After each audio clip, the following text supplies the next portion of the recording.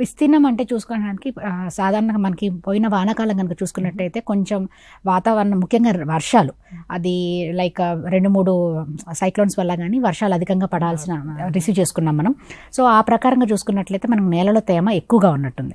So పంటల విస్తీర్ణం కనుక చూసుకున్నట్లయితే సాధారణంగా ఎక్కువ శాతం ఈ మధ్య కాలంలో మన నూనె గింజల పంటలు కనుక చూసుకున్నట్లయితే కొన్ని వేల ఎకరాలలో ఉంది. అలాగే పప్పు గింజ పంటలు ఎవరైతే మనకి వరి తీసేసి పప్పు గింజలు ఎక్కువగా సాగు చేస్తున్నారో వాళ్ళు కొంచెం లక్షల ఎకరాల్లో కాకపోయినా కనీసం కొన్ని 20,000 నుంచి 30,000 ఎకరాల వరకు పప్పు గింజల పంటలు సాగులో ఉన్నాయి.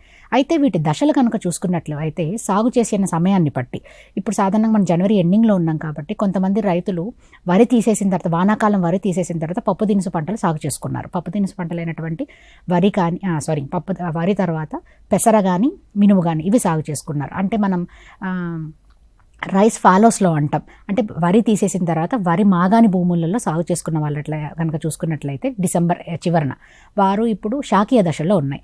లేదు కుసుమ పంట కనుక చూసుకున్నట్లయితే కుసుమ పంట సాధారణంగా మనకి అక్టోబర్ 2వ పక్షం నుంచి మొదలుపెట్టి నవంబర్ చివరి వరకు సాగు చేస్తూ ఉంటారు. అది కనుక చూసుకున్నట్లయితే అది కూడా శాకీయ దశ నుంచి విత్తనం మొలకెత్తేసి శాకీయ దశ నుండి ఇప్పుడే పూతకి కొంచెం రెడీ అవుతుందన్నమాట. ఇంకా వేరుశెనగ కనుక చూసుకున్నట్లయితే సాధారణంగా వేరుశెనగ మనకి అక్టోబర్ కుసుమకి కొంచెం ఒక 15 రోజులు ముందుగా సాగు చేసుకుంటాం కనుక వేరుశెనగ వచ్చేసి మనకి ఊడలు దిగి కాయ గింజ తయారయ్యే దశలో ఉంది. ఇంకా చూసుకున్నట్లయితే కొన్ని చోట్ల మనకి వరి తర్వాత వరే సాగు చేసుకున్నారు.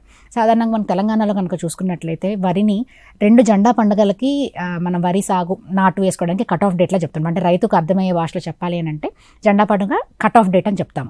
సో ఇప్పుడు రేపు 26 దగ్గరలోనే ఉంది కాబట్టి దాదాపు మనకి కొన్ని జిల్లాలలో సంగారెడ్డి ఈ చుట్టుపక్కల ఎక్కడైతే కొంచెం లేటుగా మేడ్చల్ మెదక్ ఇట్లాంటి జిల్లాలో ఎక్కడైతే వరి ట్రాన్స్ప్లాంటింగ్స్ వరి కోతలు అనేవి లేట్ అయ్యాయో ఇప్పుడు దాదాపు మనకి భూముల్లో చూసుకున్నట్లయితే చాలా వరకు కేజ్ వీల్స్ నడుస్తున్నాయి. అంటే అదే ట్రాక్టర్ రోటోవేటర్స్ నడుస్తున్నాయి. నాటుకు రెడీగా ఉందన్నమాట. ఇంకా చూసుకున్నట్లయితే చాలామంది ఈ పాటికే వాటర్ మిలాన్ సాగు చేసేసారు.